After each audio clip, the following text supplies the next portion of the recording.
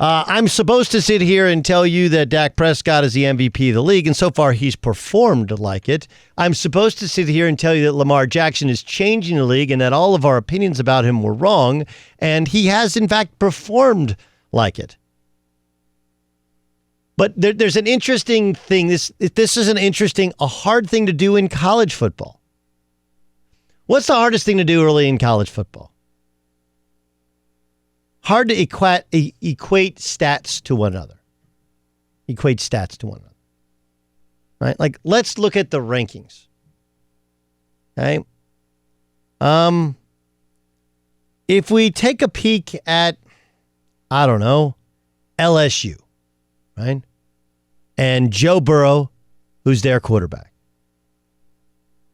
Right? And their defense. And we sit there and go like, man, they put up 55, 45, and 65. That's great. But they've also played Georgia Southern and Northwestern State, in addition to Texas on the road. Right? Texas on the road. So all stats are not created alike. The third stringers at LSU are better than the first stringers at Georgia State and at Northwestern State. Northwestern State is in the state of Louisiana. So I struggle this time of year where people put out what their stats are. Well, they're 10th in rushing in the country. Like, yeah, but they've played nobody so far.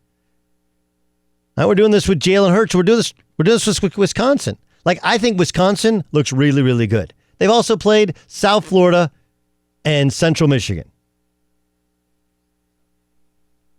Right? Oklahoma's played Houston, South Dakota, and UCLA. Houston was Dana Holgerson's first game.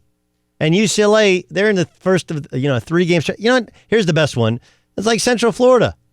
It's not just that Central Florida, Central Florida's getting rave reviews because they smashed Stanford over the weekend, right? Central Florida's 2 previous wins are Florida A&M and Florida Atlantic.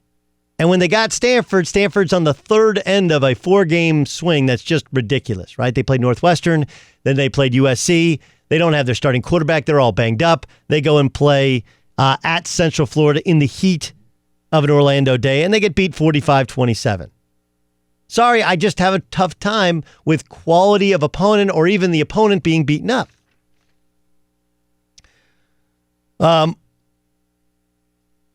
Lamar Jackson has beaten the Dolphins and the Cardinals. Dak Prescott has beaten the Giants and the Redskins. None of those 4 teams have a win on the season. Granted, we're only 2 games in, and of course, 1 game is against each one of those quarterbacks. But the point is that the Dolphins are going to be a ridiculously, remarkably bad team, correct? The Cardinals aren't great expectations. The Giants are already thinking about changing their quarterback, and the Redskins, they'll go to Dwayne Haskins sooner rather than later. None of those teams are playoff teams. None of those teams are even third-place teams in their maybe the Giants and Redskins, they're obviously going to have to fight over third place in the NFC East. Lamar Jackson became starter last year, and he took on the Cincinnati Bengals, who were 30th in points allowed, last in total defense. Then he took on the Raiders, last in points allowed, 26th in total defense. Then he took on the Atlanta. Atlanta was 25th in points allowed, 28th in total defense. Then Kansas City, 24th in points allowed, 31st in total defense. Tampa Bay, etc., etc. He played the Chargers twice, and they won because of the defense, and then they lost in the playoffs because he couldn't move the football. When they took on Cleveland last year was 30th in total defense. And now he's played against 2 of the worst teams. Now, he's looked great. But it's really hard to see, it's first 4 weeks of the season. That's really extended preseason. I don't know. Do you know? Do you definitively know? Only thing I definitively know is the Dolphins are awful. That I definitively know. And the Patriots look really, really good. Not because of the Dolphins, more because of what they did and how they did it to the Steelers the week before. And because they've been good for 20 years, and you seem to know, they don't usually look this good this early in the season. Does that mean I think Lamar Jackson's going to all of a sudden be crummy, the worst quarterback in the league? No. But I think when you're running kind of a unique, quirky, different style, it takes people time to adjust. And you happen to be playing against two of the worst teams in the National Football League. You're going to look better. We told you this in August. We told you the over-under for his touchdown passes were 11.5. And we're like, dude, take the over. We told you in August, first 4 or 5 games of the season, they're going to look awesome. Even though they had Kansas City this weekend, he's going to look good because it's hard to catch up. But once you get tape on what they're doing and how they're doing it and how to stop it, everything changes. And really, it's the same thing with Dak. The Cowboys know, when the Cowboys say, hey, we got a Super Bowl team, it's because they think they are loaded talent-wise, and they're not wrong. Why did we say they didn't have to go and give in to Zeke's holdout? Because we knew. I know Michael Gallup got hurt, but we knew they had Jason Witten back. We knew, that they had Amari Cooper. We knew they had a great offensive line. They had such a good offensive line, you felt like any back rushes for 1,000, and maybe Dak goes for 2,000.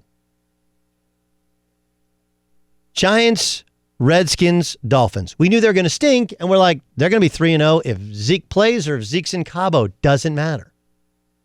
So now you add Zeke, who, of course, brings an extra guy in the box and draws so much attention. And how do you think they're going to look?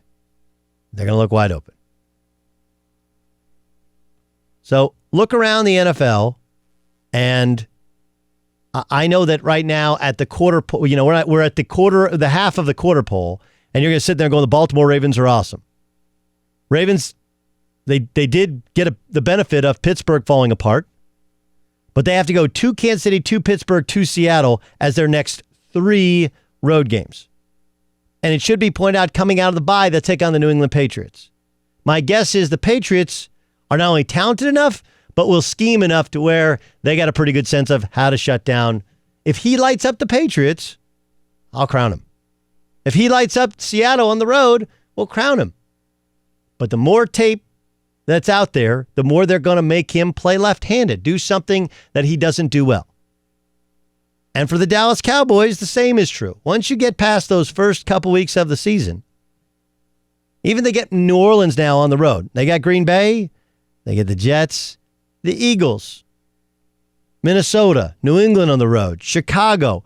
Let's see how Dak looks on the road in Chicago on December 5th. Let's see how he looks on November 24th in New England. Right? Even the Packers at home early October, a Packers defense which looks dynamic. So I'm not sitting here doing the haterade thing. I'm just being realistic here. Everybody looks good against the bad teams. What is your level of competition? You playing 1AA teams? Are you playing teams? The Miami Dolphins are so bad that you have players openly opining to be traded after the first week of the season. They're non-competitive. So this is like when Floyd Mayweather beat Conor McGregor. Like, oh, Floyd Mayweather. Like, he'd never been in a boxing match before. Ever. You're surprised by this? Or you were surprised that in the first round, Conor hit him a couple times? That, where he just put up his hands and just made Conor get rid of empty his tank. So, forgive me if I don't throw on the Lamar Jackson jersey just yet. It doesn't mean he's as inaccurate as he looked last year, but it also doesn't mean that he's as fixed as some would lead you to believe this year. Hi, I'm Doug Gottlieb from Fox Sports Radio, and you need to subscribe to the Fox Sports Radio YouTube channel where you can hear and see me. Why not? Plus everybody else who's awesome here in Fox Sports Radio.